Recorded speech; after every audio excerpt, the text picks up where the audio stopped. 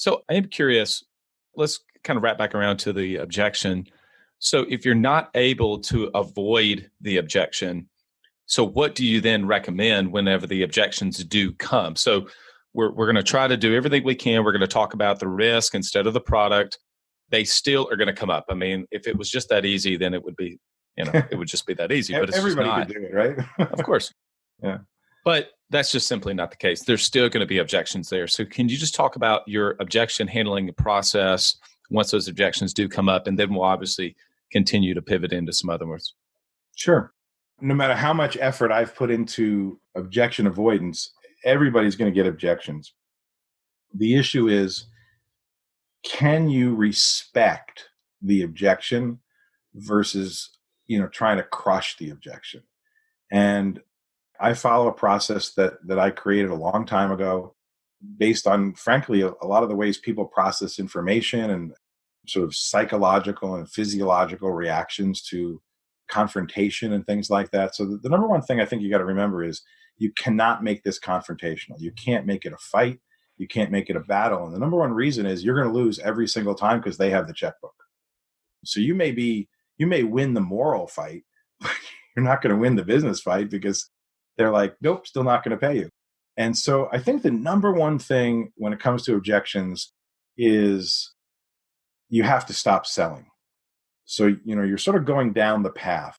You have to recognize, okay, I have a legitimate objection or a not legitimate objection, meaning it may be completely invalid, but to them it's valid, or at least to them it's their defense mechanism, their stall technique. So to them it's valid, even if you don't think it's valid. And I think the first thing we have to do is stop selling. The reason you want to stop selling is the more you keep trying to sell, the angrier they're going to get because you're disrespecting what they're saying. The next step in that process, and the other thing is, let's just recognize the human part of this. If you're the salesperson and you're hearing an objection, it's a punch in the stomach. Let's be honest. It's a punch in the stomach. You're like, oh gosh, another objection. And I see the sale vaporizing in front of my eyes. I think it's really important to manage your emotions. So stop selling and stay calm. Maybe easier said than done, but I think especially if agents are coaching their team members, I think we need to de-emotionalize this and stay calm, stay relaxed. And I think you need to make sure that, if you're face-to-face, you have to have a poker face. And even if you're over the phone, you have to have what I call poker stomach. You need to not let your emotions, that kind of knot in your stomach, shoot up to your brain and shut your brain down, because you're going to need to be thinking and you're going to need to be talking. And so we stop selling, keep calm. The next step in the process is so important, because what most people do, even if they're sharp enough to stop selling, is they try to immediately overcome the objection. They try to respond to the objection. And if there's anything I can advise people to do, it is never, ever, ever respond to an objection with a statement, an answer, a response. Always, always, always follow an objection with a question. And the question can be very, very, very simple. It can be, oh, I'm curious, where does that feeling come from? Or can you tell me more about that? Or can you explain what you mean? I want to make sure I understand. Or can you tell me more about that? That question, so that's sort of the ask of the process, that question accomplishes a lot of different things. Number one, it allows you time to think, because if they're talking, you can be both listening and thinking, right? You can be listening to the explanation. You can be determining exactly what kind of an objection it is, because most objections fall into 6 or 7 categories, right? No time, no money, no interest, perception of sales pressure, need to collaborate with other people, et cetera. So one thing to keep in mind is that all objection types are known in advance. Nobody's come up with any new objections. They just fall into one of 6 or 7 categories.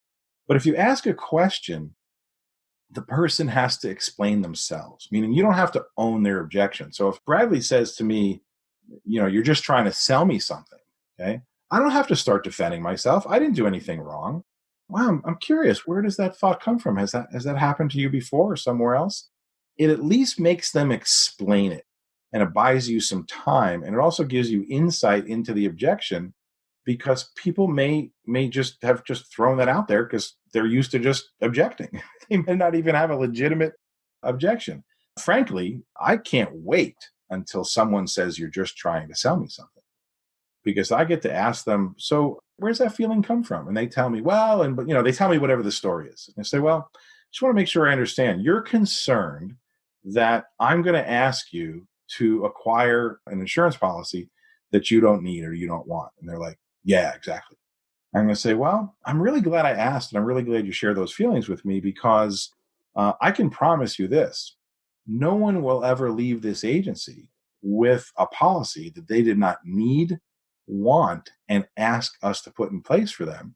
Our role is to make sure we understand the nature of the risks that you're exposed to, share with you any gaps that we identify, and then allow you to make a decision as to whether or not you want to address and close those gaps. The control always remains with you, because effectively, if I'm the money doctor, I might have a prescription for you, but you're the patient. You get to decide whether you go to the pharmacy or not, or fill it or not. So, I can't make you do anything.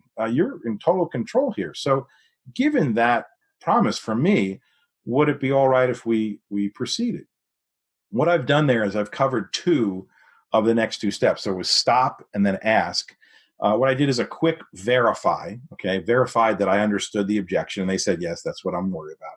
And then I moved to what I call the education piece. That little explanation that I did was the education piece. And what a lot of agents do is they jump right from stopping to education, and they skip the other steps. They skip the ask, they skip the verify, and they go right to education. And a lot of times the education is really just trying to double down on whatever they said before, and it doesn't directly address the person's objections, and they get into trouble. And then the last thing I did there is I actually resumed trying to proceed, because I originally stopped selling. Well, at some point I have to resume selling. So if the client bought into what I said, which was, oh, okay, I'm in control, I gave them a visual analogy like the doctor and a prescription. And yeah, I don't have to go to the pharmacy. I don't have to fill this prescription. So, okay, I have the power. What you've told me is I retain the power to say no. Okay, now I feel safer. Now I feel more comfortable. Sure, we can resume the conversation.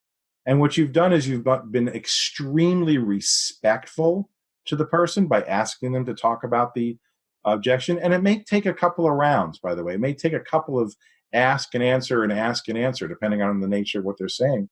And eventually you're going to say, okay, I just want to make sure I understand what you're saying. And you're sort of repeating it. And that creates empathy. And empathy is a very powerful sales emotion. It means that, hey, this person took the time to understand me. I feel understood.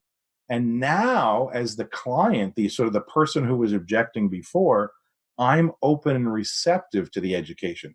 I'm open and receptive to the analogy, the story, the alternative perspective. Now I'm willing to listen because you listened to me. And now when you ask me to resume and continue the conversation, now I'm more open to it. And now we haven't crushed anyone or overcome an objection.